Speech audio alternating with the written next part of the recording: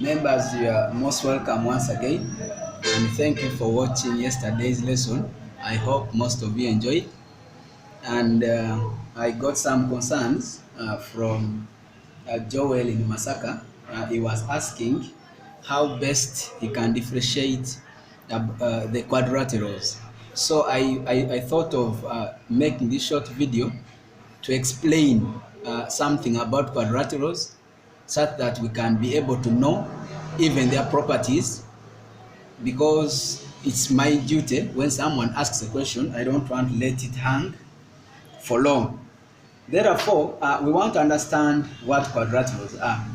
Quadrilaterals are four-sided figures. Actually, any figure with four sides is a quadrilateral. And secondly, the word quadrilateral was derived from a Latin word, quadri meaning four, then latus meaning sides, meaning that when you put them together, it becomes four sides. So any figure with four sides is what we call a quadrilateral. I hope I'm answering you, Joel. Therefore, we have many quadrilaterals, but today we want to specifically look at two. However, we have quadrilaterals like the rectangle, the square, rhombus, parallelogram, trapezium. We have a kite as well. Now, today we want to specify looking at rectangle and a square. By the way, this question is commonly set. In most cases, children are asked to draw a square, but for them, they draw anything as long as it's a square. If the child is not taught the property, it is very hard to understand how best a figure can be drawn.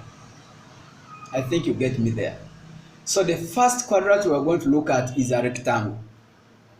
A rectangle has all its angles 90 degrees.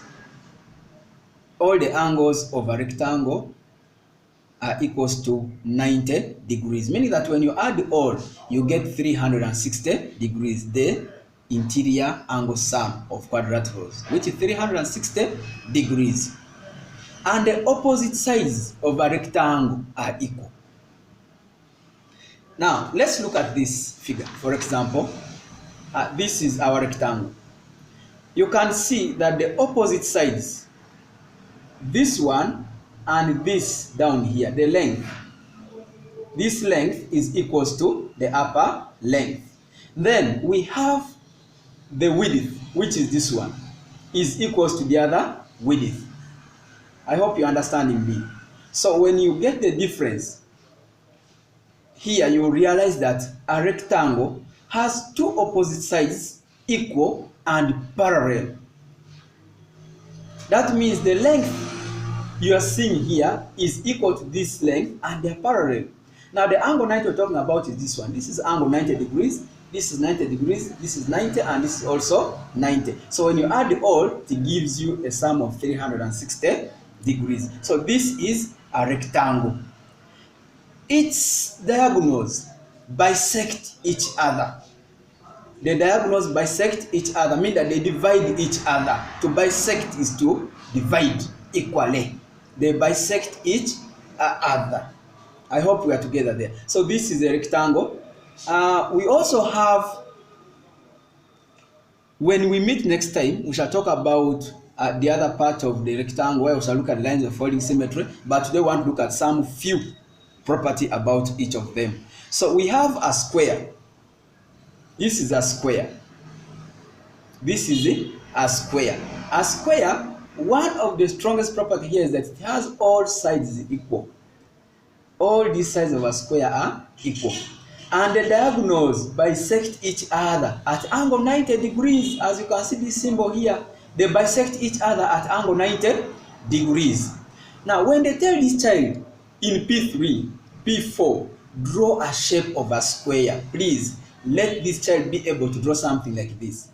Most cases, children draw anything as long as it has a shape of a square. They don't even mind of the property, and it is marked wrongly or correctly.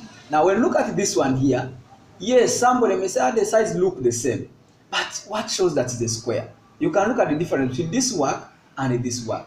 There's nothing that shows that they're the same. So when a child is taught to draw a square, please, this is how you can draw a square. I think we are clear there. Remember, this work is taught right from baby class. They tell them to talk about a square. But up primary 7, these children still can't tell us the difference between these quadrilaterals. So here is a brief lesson for us to differentiate. The next lesson will be about the remaining quadrilaterals. Now, a square is so unique that the angles that are in the center are also 90 degrees, meaning that the diagonals bisect each other at angle 90 degrees, or they are perpendicular to one another. The property of lines from symmetry, we shall look at it next time. But one thing that I want to urge everybody here, that parallelograms, we have a square. A square is also a parallelogram. A rectangle is also a parallelogram. So when we are to know that a square, a rectangle, and a rhombus, they are all parallelogram, from the word parallel, meaning that the lines, there are some pair of lines which are parallel. I hope you get me there. So those are also grouped under parallelogram. Though we are going to look at the property, the true properties of a parallelogram, then we shall be able to understand that, okay, it is true to group square, rectangle, and rhombus under parallelograms. I hope there we are very clear. So I'm giving you a very simple task. The next, before I come for the next lesson, do some research. Do some research about much more property on these quadrilaterals, such that we can have time to share all this. So the whole of this week, this day is left, we are going to look at these quadrilaterals and explain it better for one another.